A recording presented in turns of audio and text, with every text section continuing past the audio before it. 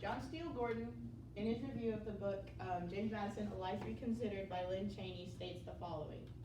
But the big five, George Washington, Thomas Jefferson, Benjamin Franklin, Alexander Hamilton, and James Madison, they are immortal, for without them, this country could not have come into existence in anything like the form it took. I want you to stop for a moment and think about all the rights you enjoy on a day-to-day basis. You can go to church wherever you want without getting thrown in prison. You can go to academy and you can buy any color rifle you want. You can post whatever meme you want saying whatever you want about Joe Biden or Donald Trump without any repercussions. We know we have these rights, but very little we think about who fought for those rights for us. There's one man in particular I want you to thank for those rights, and that man is James Madison. In my junior year of high school, I took a college level class studying the U.S. Constitution, and our teacher gave us so many research assignments on his life that our eyes bled. And we learned his legacy that way. And then this year, my senior year of high school, I am actually teaching 2 high school classes over the same topic, the U.S. Constitution and its formation, and I'm emphasizing his legacy even further. Without James Madison, America would not be the country we know it as today. We're going to look at the way he impacted colonial America and how he spent half of his life to American politics. But before we get to that, we need to know a little bit more about him. That brings me to our first point, which is, who is James Madison? James Madison was born in Port Conway, Virginia on March 16, 1751, and he was the oldest of 12 children. He was a religious man, as were all of the founding fathers. He attended college at the College of New Jersey, which is nowadays known as Princeton University, and he became the school's first grad student in 1771. That information was found in a book called James Madison, a Son of Virginia and a Founder of the Nation by Jeff Broadwater. Now that we know about his early education, we can talk about his second point, which is his political career and achievements.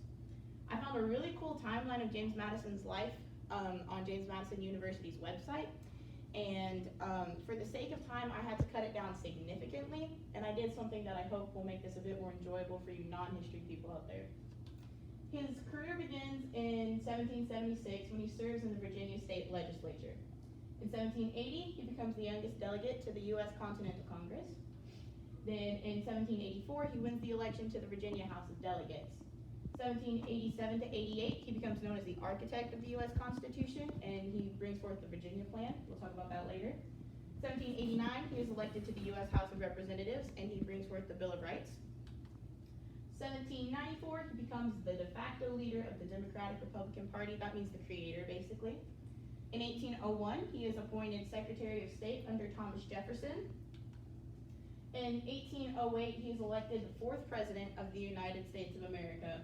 And then in 1817, he leaves office and retires to Montpelier. He spent a little bit over 40 years in American politics, and after he left office in 1817, he still went on to serve American society, just no longer in the field of politics. Now that we know his overall life story, we can more effectively talk about my last point, which is James Madison's contributions to the formation of the American government. He had 3 major contributions. His first one was the Virginia Plan. The Virginia Plan was the idea to have our branch of government split up into 3 different branches: the executive, the legislative, and the judicial. His next contribution was writing our Bill of Rights. His best friend, Thomas Jefferson, said, "Hey Madison, one of these days someone's going to try in our government, they're going to try to take away our rights because they're not explicitly spelled out in the Constitution, so we need a Bill of Rights to protect us from that." So Madison used his house in the U.S. House of Representatives to get that passed for us. His third contribution was writing 29 of the Federalist Papers. The Federalist Papers were a series of essays written by John Jay, James Madison, and Alexander Hamilton, getting the United States Constitution ratified specifically to the state of New York. To review, without James Madison, America would be nowhere near the country we know it as today. He spent 40 years in American politics, and in those years he brought about changes in crucial ideas like the Virginia Plan, writing our Bill of Rights, and writing several of the Federalist Papers.